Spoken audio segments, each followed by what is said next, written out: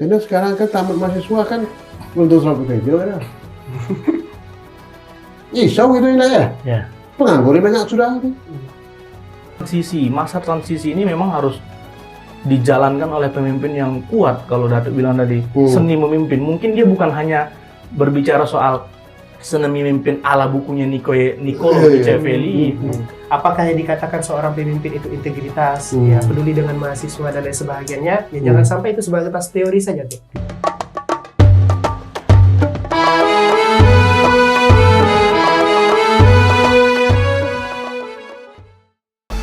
Assalamualaikum warahmatullahi wabarakatuh.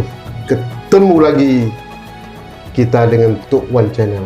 Tuan-tuan dan perempuan sekalian, ini pagi kita membicarakan masalah-masalah yang sangat penting yang diketahui oleh kita semua. Ada apa sebetulnya di UNDRI sekarang? Universitas Riau. Kemarin kita sudah bicara tentang persiapan pemilihan rektor UNDRI yang insyaAllah akan dilaksanakan pada bulan Juli nanti.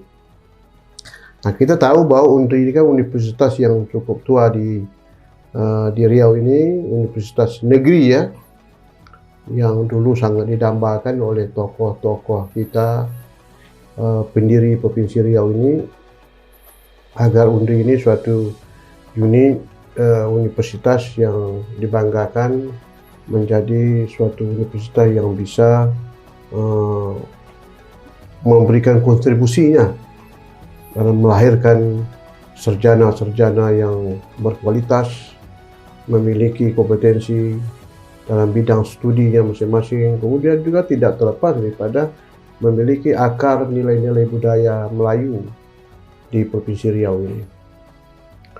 Nah, sehubungan dengan itu, kita hari ini ingin tahu nih dengan mahasiswa UNDRI ini yang sekarang sedang bergelut ya untuk belajar di UNDRI, kemudian dikaitkan nanti bagaimana peran mahasiswa itu sendiri ke depan, kemudian bagaimana harapan mereka pula terhadap rektor yang akan dipilih nanti. Nah, ini kan terkait nih, karena bagaimanapun mahasiswa ini tentu melihat kenyataan rektornya bagaimana. Kalau rektornya dipilih nanti ya tidak membawa juga warna peningkatan ke depan terhadap apa yang harus dimiliki oleh mahasiswa, ya sama-sama saja, biasa-biasa saja. Yang saya bilang kemarin itu bahwa jangan pemilihan rektornya hanya untuk merebut status, tidak bisa lagi. Kita harus mencari rektor yang akan datang ini, dan tentu mahasiswa mengharapkan nanti harus rektor yang mampu membawa perubahan UNDRI yang akan datang. Oleh karena itu pada pagi hari ini kita undang nih anak-anak kita ya, mahasiswa-mahasiswa kita yang sengaja kami batasi hanya 2 orang. Yang pertama ini budak kita dia, budak lah kita. Budak kita, dan ini kalau pangkat saya ni pangkat anak lah atau anak bonsu lah ya. Yang pertama adalah anak-anak kita Amir Habib Pak Pahan. Ya. Amir Habib Pak Pahan. Ya, betul. Amir Amir. Habib Pak Pahan. Panggilan Amir tuh. Amir ya. Iya. Amir. Salam Amir. Agak berkumis janggut ya. Agak berewak. Tapi kalau waktu dah berubah dia dah. Kemudian yang kedua kita perkenalkan juga dengan anak kita Sandi Purwanto. Iya, Tuk Sandi. Assalamualaikum Wandi. Waalaikumsalam warahmatullahi wabarakatuh. Sehat tuh? Alhamdulillah sehat. Kalau ini belum berjenggot. Belum jenggot ya? Baru mau tumbuh. Mau tumbuh ya. Gitu. Pelihara janggut bagus. Iya. Enak ya. Soalnya keturunan tuh. Betul ya? Tak berjanggut. Kalau kata Sunda tuh bidadari bergelantungan. Oh Iya, itu ya. iya. Tak usah sebenarnya, yang penting kalau pakai janggut itu agak Matang. mati udah matang kan? Iya tuh. Baik, Anda berdua ini kira-kira bagaimana pandangan Anda terhadap proses pemilihan rektor yang akan datang ini, dan apa harapan Anda ke depan nih terhadap rektor UNDRI yang akan dipilih ini? Nah, ini penting. Jadi silakan dalam sisi apa Anda lihat nanti berdua-duanya. Nah, mungkin saya minta pada Pak lagi ya, pada Sandi lah ya. Sandi itu. Sandi lah. Oke.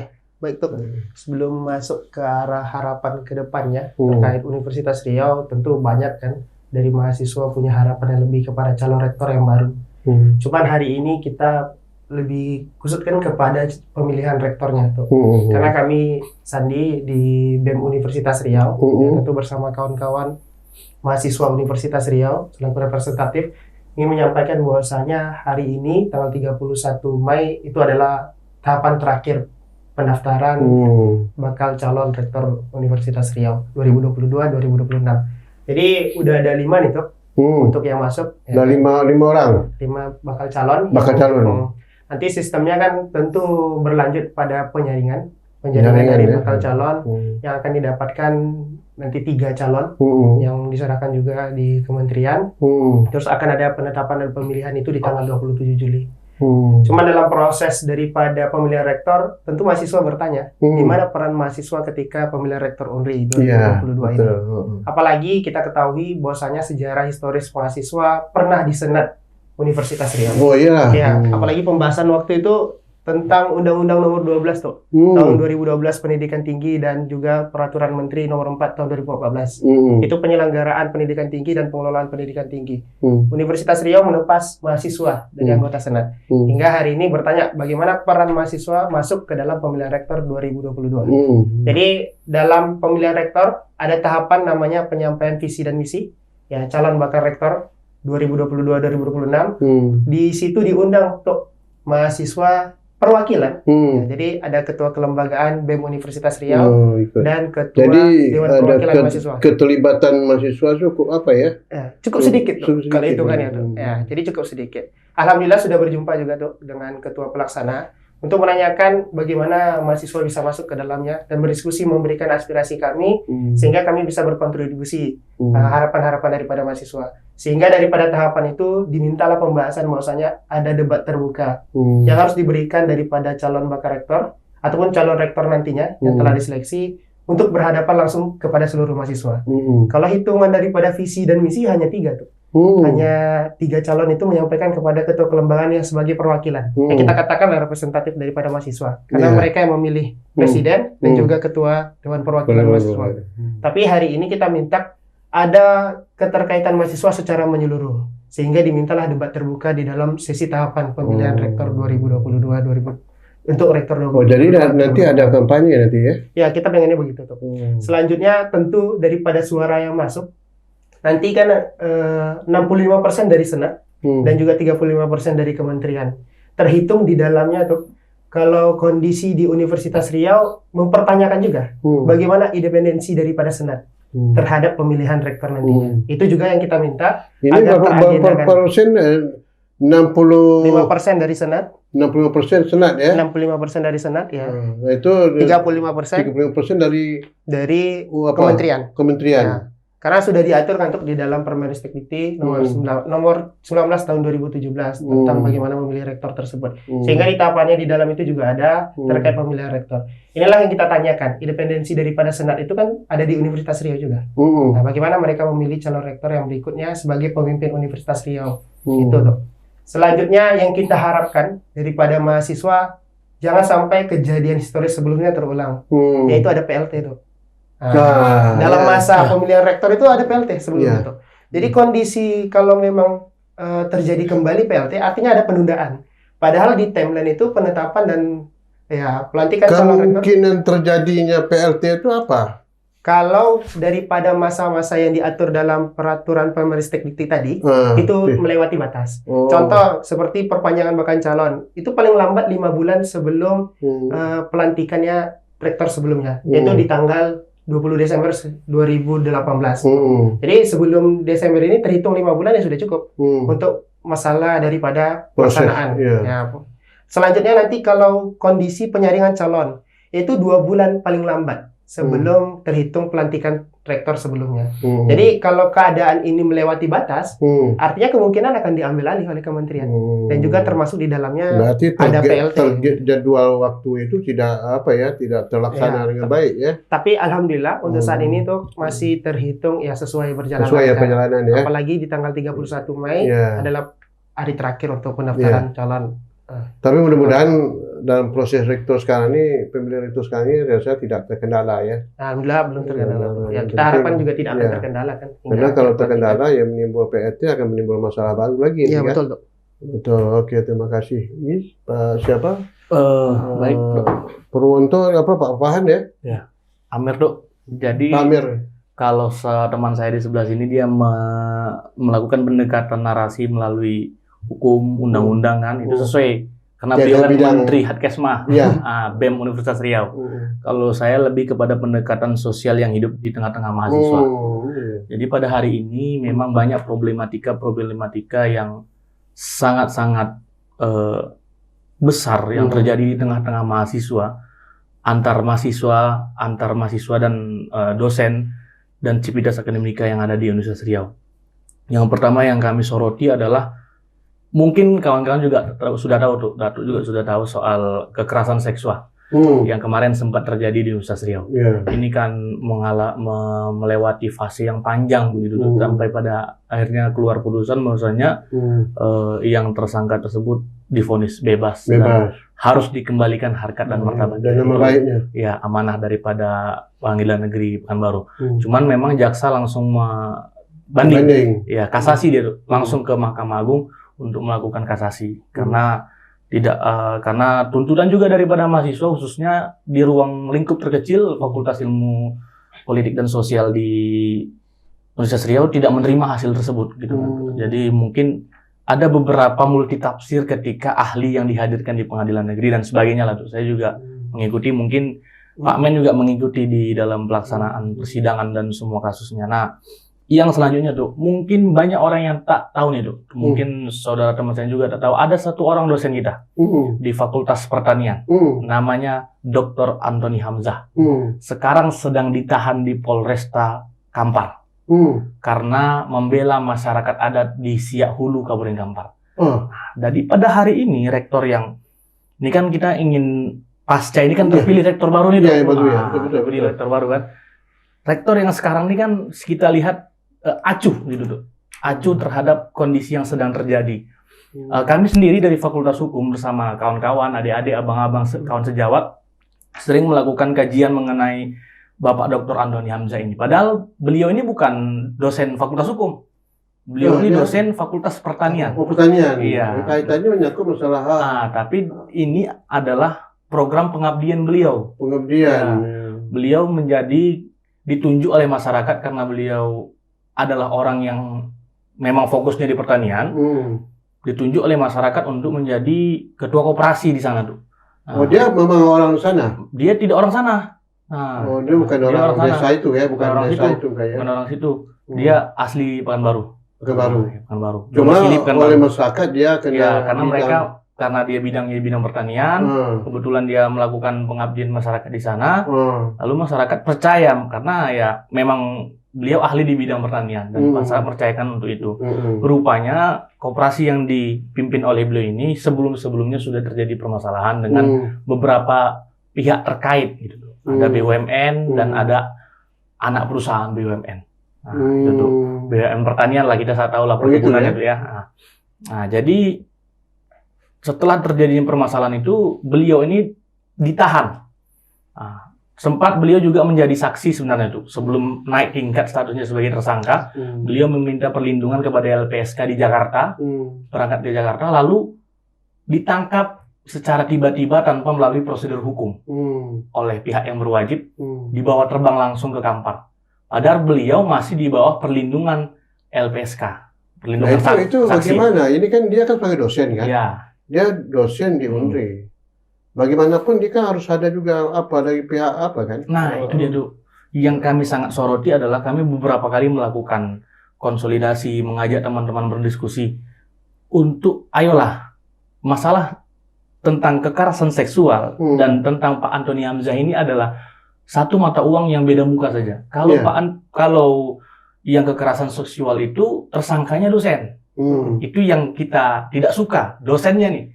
Kalau sekarang yang harus kita bela, yang soal kasus Antoni Hamzah ini, dosen kita juga. Nah, kalau yang kasus kekerasan seksual kan kita membela korbannya nih tuh. Korbannya. Menjadi tersangkanya Pak dosen. Jadi sebenarnya Ya, dari segi apa, yang penting kan tegaknya hukum Nah, nih.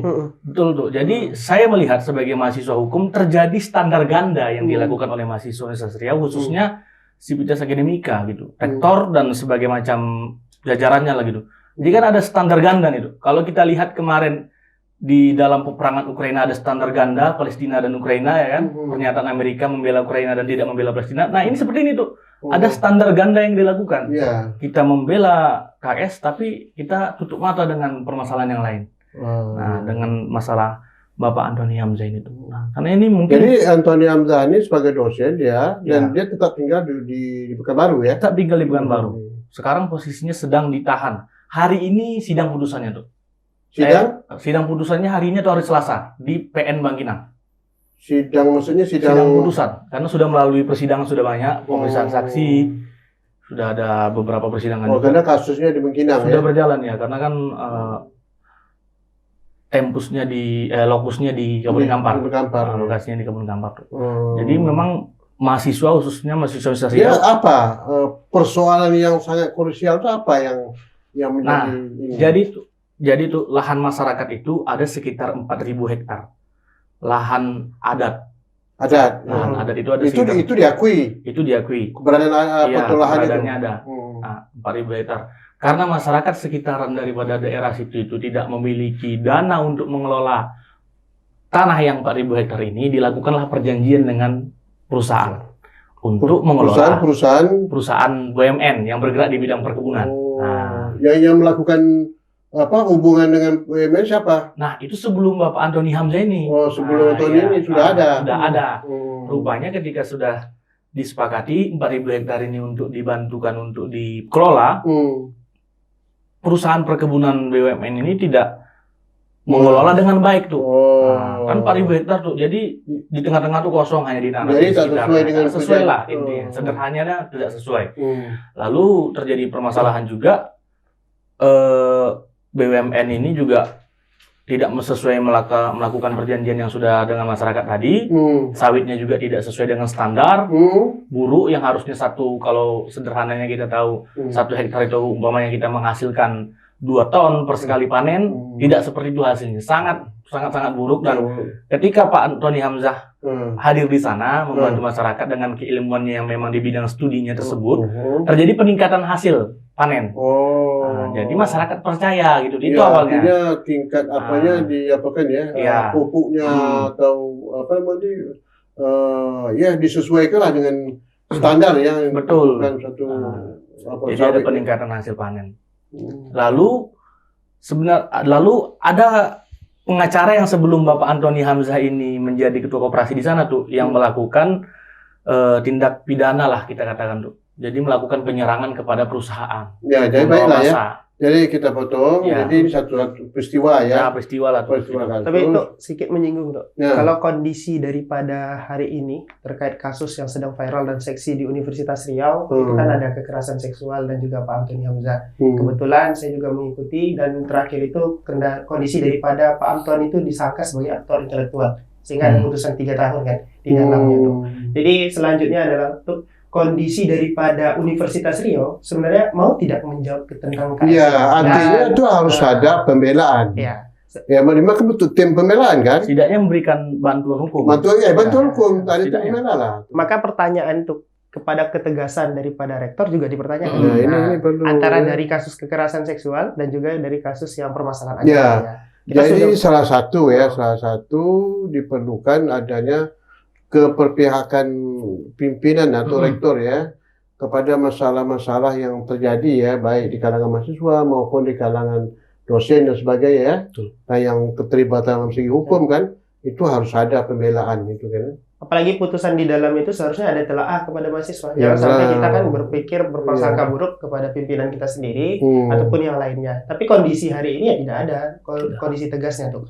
Maka pertanyaan selanjutnya setelah dibawakan di dalam bahkan kita sebutkan aksi sebelumnya ya, terkait konflik agraria yang dibawa juga permasalahan perusahaan dengan koperasi ini dan juga beberapa kawan-kawan bergerak melalui luar bidang internal Universitas Riau dan juga di dalam internal Universitas Riau, apakah ada keterkaitan gitu kan daripada Rektor Universitas Riau dengan kasus ini begitu tuh. Hmm. Artinya dia menjawab tidak terkait kasus ini. Atau selama ini ya membiarkan proses hukum atau secara administrasi. Apalagi kondisi daripada kekerasan seksual tuh, itu kementerian belum menjawab daripada putusan yang telah diserahkan dari Satuan Gagas Tugas yang dibentuk Universitas Riau. Nah ini menjadi pertanyaan juga, kapan akan dikeluarkan sedangkan proses hukum sudah selesai? Ya, bahkan diajukan kasasi begitu loh. Setelah putusan dinyatakan tidak bersalah tadi.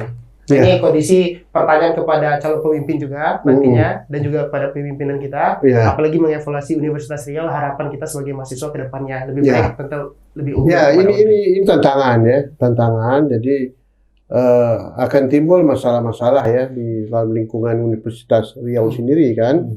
Jadi di sini tampilnya atau istilahnya itu keberadaan rektor tuh bagaimana gitu kan ya dalam menangani masalah ini. Jadi tidak bisa satu permasalahan itu dilepas begitu saja. Ya enggak ya? Ini betul ya. Jadi keberadaan yang sangat penting. Nah, oleh karena itulah kita harapkan ya ke depan sebagaimana yang Ananda bilang tadi itu, rektor itu betul-betul berpihak kepada keadilan ya.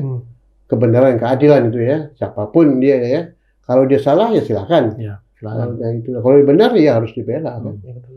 Dari itu. Oke, kemudian selanjutnya apa lagi kira-kira? Ya, ini satu kasus ini ini kan ada kasus tes kan, sebagai contoh. Nah, sebagai contoh. Gimana ke depan gitu kan? Ya. Jadi selanjutnya mungkin soal tadi kita sudah sempat juga tuh soal beberapa kendala-kendala pembangunan yang ada di Universitas Riau, internal Universitas Riau, atau kita katakan proyek mangkrak lah kita katakan. Yang paling besar itu ada rumah sakit, ada fakultas hukum. Di hampir di semua fakultas, dari 10 fakultas itu pasti ada proyek mangkrak gitu. Baik tidak berupa bangunan fisik, tapi berupa yang lain pasti ada mangkrak tuh. Nah, ini menjadi sorotan dan perhatian, harusnya menjadi sorotan dan perhatian rektor baru nantinya, karena di samping Universitas Riau ini menjadi lembaga kawah candra di mukanya masyarakat Riau, harapan besar gitu kan, universitas nomor 1 di Universitas Riau ini tentu harus sesuai dengan yang menjadi harapan masyarakat tadi tuh. Jadi ya kita lihat beberapa hal sisi-sisi yang kita lihat di Universitas Riau. Datuk mungkin bisa nih keliling-keliling Universitas Riau, mungkin sudah berbeda suasananya tuh, banyak sekali, banyak sekali yang terbengkalai, banyak candi-candi yang tak selesai dibangun di sana. Nah, jadi itu tuh. Jadi di samping rektor masih berfokus nanti soal administrasi, soal sebagainya lah tuh. Tapi tetap pokoknya bagaimana hal-hal terhadap pengembangan dan kemajuan kampus itu, kualitasnya itu yang harus dipikirkan. Karena orang begitu masuk kampus itu kan melihat suasananya indah, penghijauan cukup bagus, bangunnya cukup baik gitu kan ya, fasilitas yang ada di dalam itu cukup. Ini kalau misalnya di dalam itu suasana tadi dibilang masih ada bangunan-bangunan yang belum selesai, kemudian tata tempat atau kelolanya itu tidak baik, ya itu mengganggu pandangan bukan saja pendatang, mungkin mahasiswa yang tiap hari kan, dan mempengaruhi kualitas pendidikan. Apalagi kekurangan di sana itu masih banyak kan ya, tempat mahasiswa untuk untuk istirahat, mahasiswa tempat dia belajar yang tenang kan ya, di sampingnya belajar di sekolah di lokal, tapi juga di alam. Mereka ingin juga kan, nyaman kayak itu. Ya, betul itu. Ya, jadi suasana kampus yang Anda ingin itu gimana? Ya, kalau dari kami mungkin senada tuh soal suasana kampus yang kami inginkan adalah sekarang kan kita Kementerian Mendikbud itu menyuarakan kampus merdeka. Nah, itu sebenarnya suasana kampus yang semua mahasiswa Indonesia Raya ini inginkan. Merdeka dalam arti kata merdeka dalam berpikir, merdeka dalam bertindak, merdeka dalam belajar, merdeka dalam segala hal tuh. Ya, selama kegiatan merdeka yang dilakukan oleh mahasiswa tadi tidak melenceng dari ketentuan undang-undang dan adat istiadat Melayu yang kita ada di Riau ini tuh, harus universitas dukung gitu tuh. Ya, selama ini kita lihat fakta yang terjadi di tengah-tengah mahasiswa tidak seperti itu. Jadi slogan kampus merdeka itu hanya sebagai spanduk saja karena banyak mahasiswa yang tak merdeka begitu. Terkait juga yang paling fokus mungkin BEM itu sering sekali mengadvokasikan itu soal UKT begitu. Nah, UKT ini kan juga salah satu UKT uang kuliah. uang Kalau kuliah. yang kita kenal SPP itu kan. Ya. Nah, ini juga salah satu bentuk implementasi bahasa kampus merdeka tadi tuh, gitu. Karena Tapi banyak kan bayar UKT ini kan uang kuliah ini kan tidak melalui apa lagi langsung proses di bank kan? ya. Ya. Cuman kan kadang tidak tepat sasaran. Oh, Nah, gitu ya.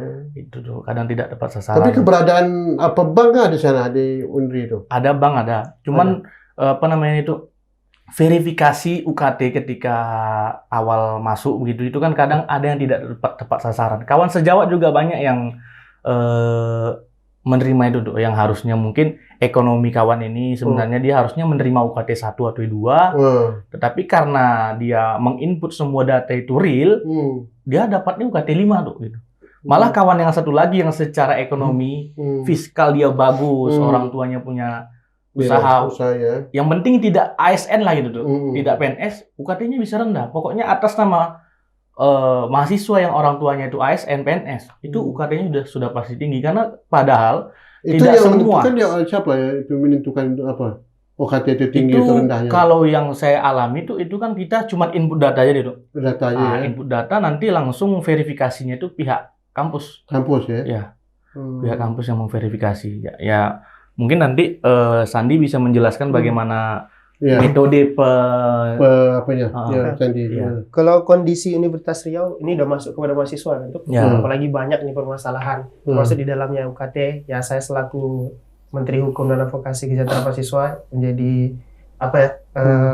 harapan kawan-kawan ya, karena dipilih dari kawan-kawan juga. Tentunya dari proses UKT ini sebenarnya tuh ada beberapa bantuan. Yang pertama terkait refund pengembalian UKT itu juga ada tuh. Revisi UKT setiap semester juga dilakukan.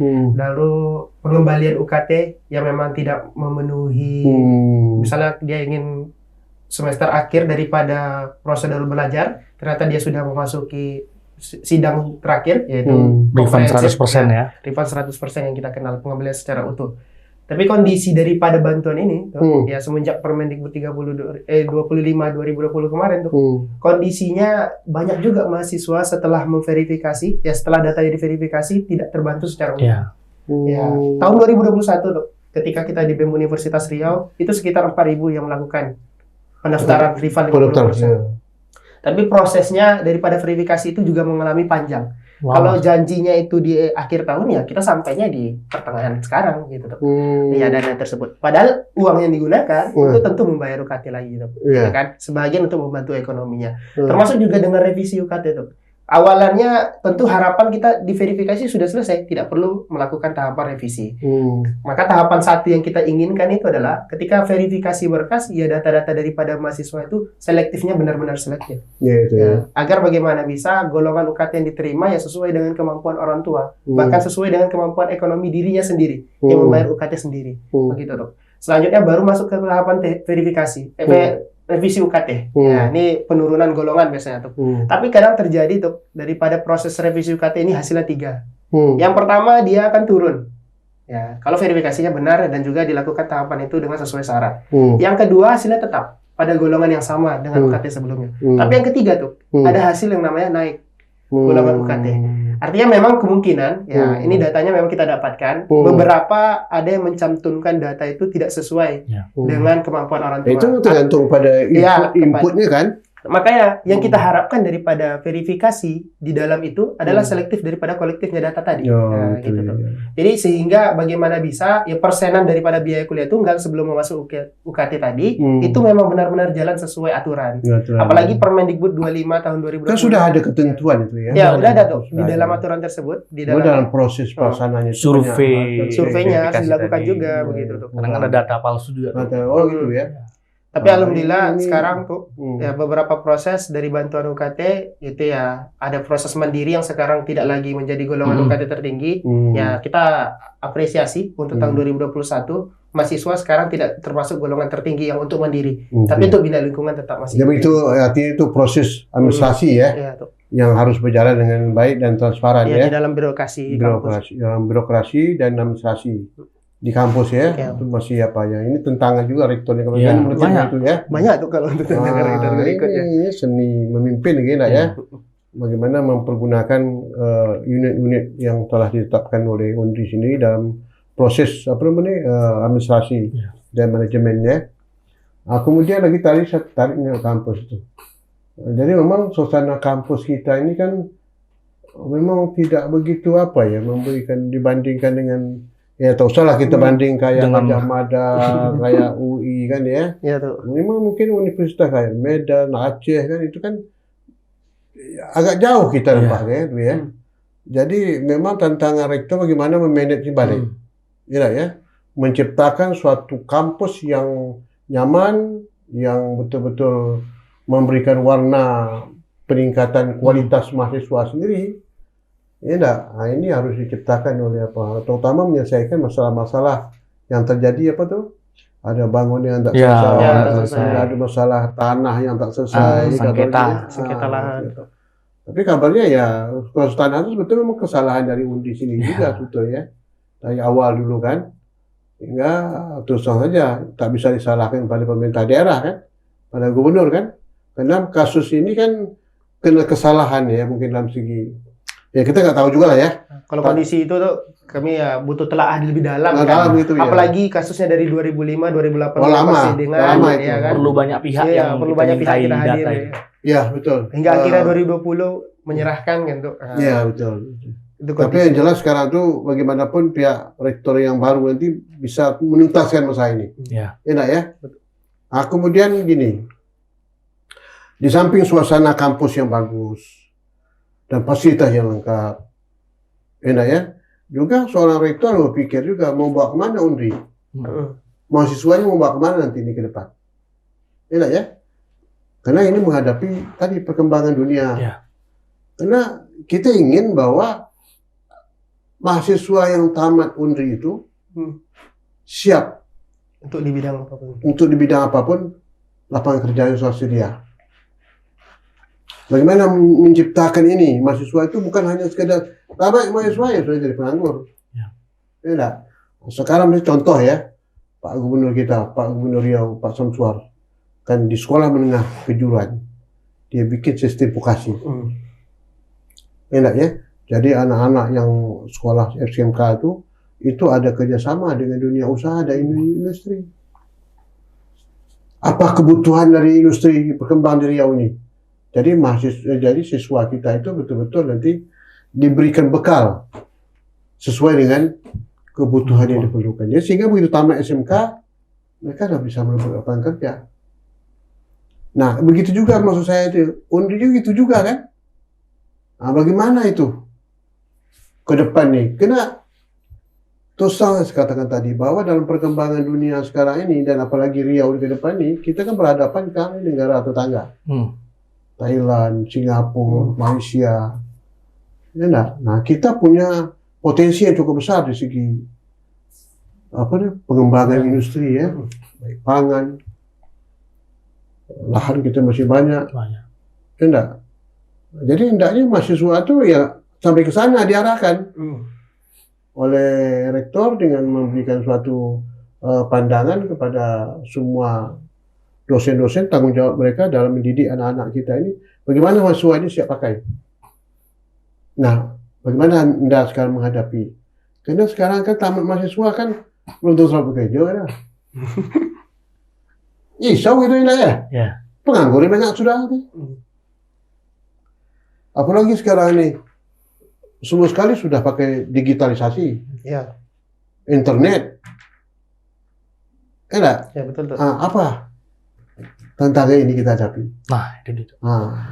Jadi Sangat mendasar sekali tuh ketika kita berbicara soal tantangan bagaimana pemimpin baru Undri Universitas Riau ini bisa menjawab semua tantangan soal ketersediaan lapangan kerja, siap kerja untuk terjun di masyarakat, baik di bidang sosial, ekonomi, dan kemasyarakatan.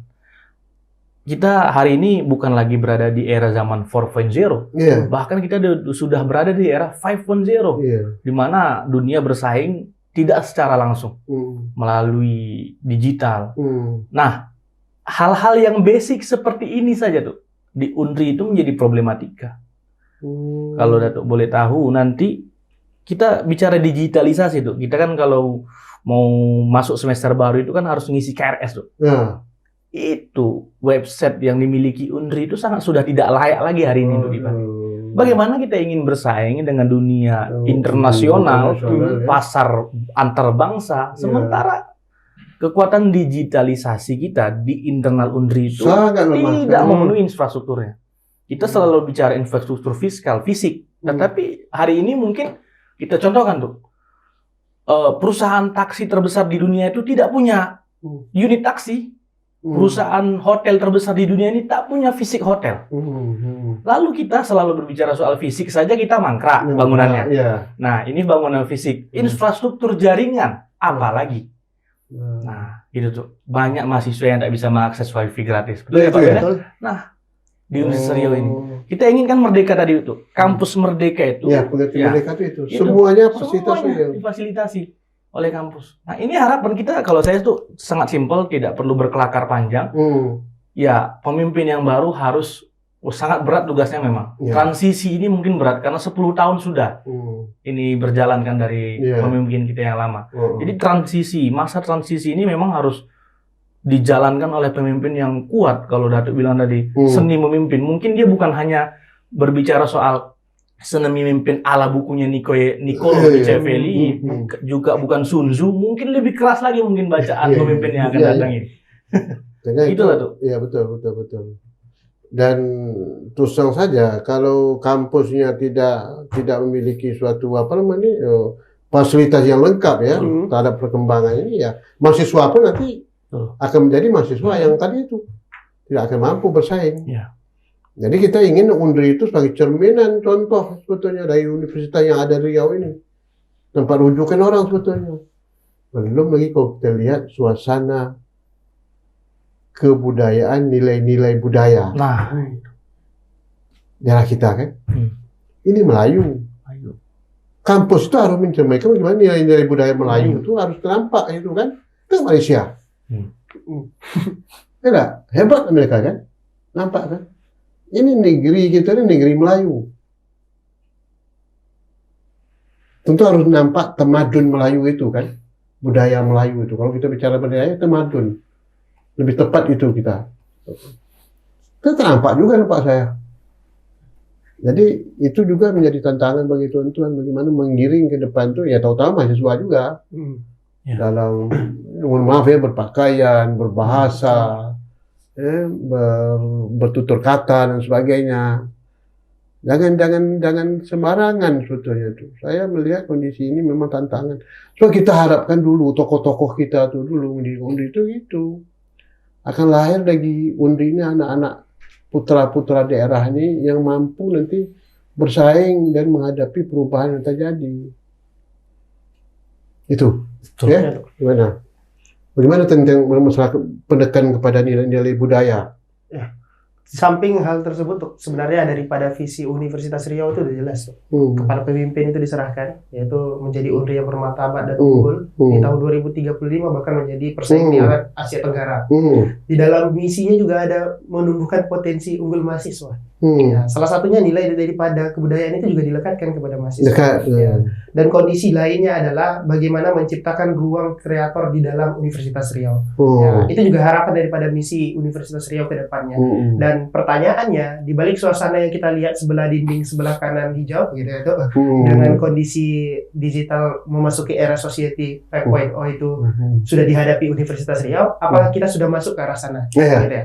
Ya, namanya MBKM, Merdeka Belajar Kampus Merdeka juga, itu diterima antusias oleh Universitas Riau. Tapi apakah pelaksanaan itu sudah sampai harapan daripada MBKM tadi? Begitu kan, tuh. Sesuai dengan tidak visi dengan misi Universitas Riau menyelaraskan dengan MBKM tadi.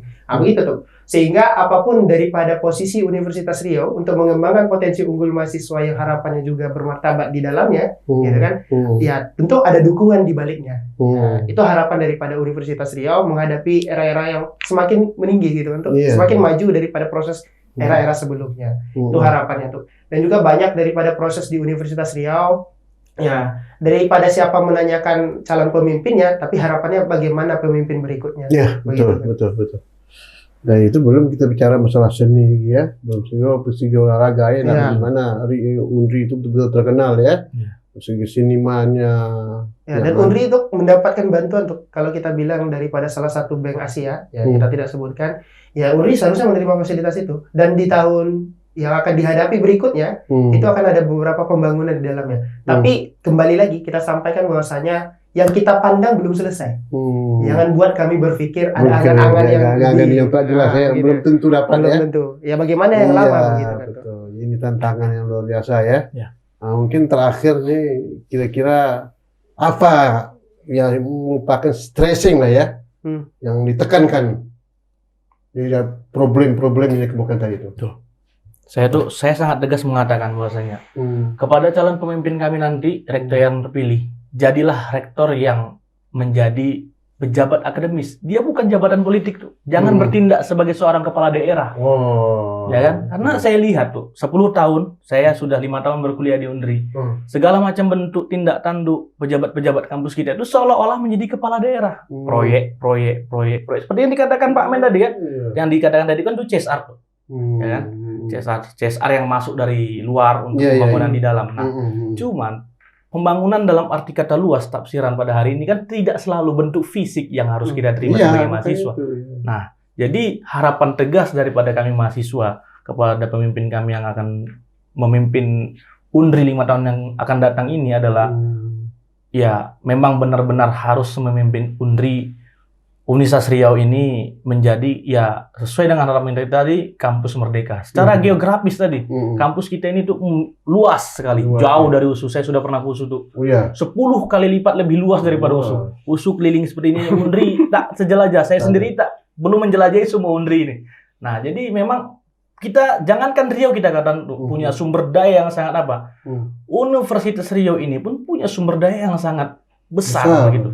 Nah, jadi soal segala macamnya tadi itu bisa dipergunakan asalkan ada kemauan. Kalau kita orang Melayu kan mengatakan tuh kalau mau ada 1000 cara. Kalau tak hendak ada 1000 alasan. Ada alasan. Begitu tuh dari Baik, saya. terima kasih. Sandi? Kalau Sandi ya perwakilan mengatakan bahwasanya dengan tegas kepada calon pemimpin rektor Universitas Riau yang akan memimpin 4 tahun ke depan 2022-2026 ya visi dan misi itu sudah jelas terpampang di depan mata gitu kan. Penjalanan daripada proses itu juga perlu dilakukan gitu kan. Apakah yang dikatakan seorang pemimpin itu integritas ya peduli dengan mahasiswa dan lain sebagainya ya jangan sampai itu sebatas teori saja tuh tapi kita perlu aksinya aksi nyata di dalam pergerakan tersebut yang membuat potensi daripada misi tadi terjalankan mencapai visinya begitu kan. Begitu ya harapan mahasiswa begitu dan kita fokus kepada penyelenggaraan nanti pemilihan rektor Universitas Riau di dalamnya kita akan tantang ya kita akan minta juga untuk debat terbuka kepada mahasiswa, seluruh mahasiswa akan hadir begitu kan. Apakah dibatasi dengan hybrid juga dan itu silakan. sudah ada apa? Sudah ada komitmen? Sudah disampaikan. Tinggal menunggu pembahasan rapat panitia daripada pemilihan rektor. Gitu dan itu kondisinya. Dan jangan sampai ya kita meragukan senat di Universitas Riau yang juga di bagian dalam Universitas Riau. Karena kita tanyakan independensi memilih daripada calon pemimpin berikutnya. Betul. 65% dari mereka. Nah, gitu. Sangat menentukan tuh. 65% yang menentukan ya. Betul. Walaupun di kementerian hanya 35% ya. Ya, betul. Tapi kalau kita misalnya betul-betul full mencari sosok yang tepat untuk selesai itu masalah itu. Betul.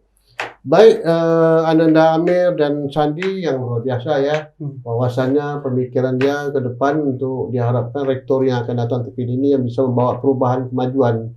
Betul. Kemudian juga kita harapkan mahasiswa ini bukan hanya sebagai alat saja kan ya. Ya, betul. Untuk kebutuhan kepentingan apalagi tadi dikaitkan politik kan ya.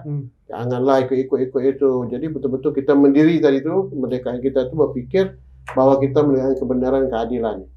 Tentu dengan dasar-dasar kepastian yang ada pada kita kan tak bisa kita dibawa-bawa ditarik-tarik apalagi oleh kepentingan politik ya. Ya, betul. Sehingga Riau ini betul-betul mahasiswanya manusia yang kreatif, inovatif dan mampu membawa suatu kemajuan Riau ini bersama-sama untuk membangun Riau lebih baik lagi ke depannya ya. Sesuai itu? Sesuai ya, mantap. Terima kasih banyak dan mudah-mudahan ya tuan-tuan sebagai kader-kader pemimpin bangsa yang akan datang dan mampu nanti merebut peluang-peluang dan bukan baru mungkin bisa keluar negeri dan sebagainya. Jangan hanya terbuntu kita pekan baru saja jangan. Menteri Dalam Negeri Malaysia orang aktivis itu. Bisa Sandi misalnya menjadi seorang di Jepang atau di Amerika kan luar biasa dengan nama Riau kan ya. Ya, siap. Itu Mas Riau itu yang sekarang menjadi dosen di sana atau menjadi suatu manajer atau suatu jabatan-jabatan yang strategis lah. Jadi itu diperlukan ya, dorongan pemimpin rektor yang akan datang tuh mahasiswa yang untuk diarahkan kepada maju untuk mengikuti perkembangan zaman. Sesuai ya? So itu. Baik, tuan-tuan sekalian, demikianlah kita bercakap-cakap tadi dengan ananda kita, mahasiswa kita yang punya harapan kita ke depan. Tapi jangan setakat ini saja, ini supaya di-sharekan, ya, sharekan, komen ya, kemudian jangan lupa subscribe.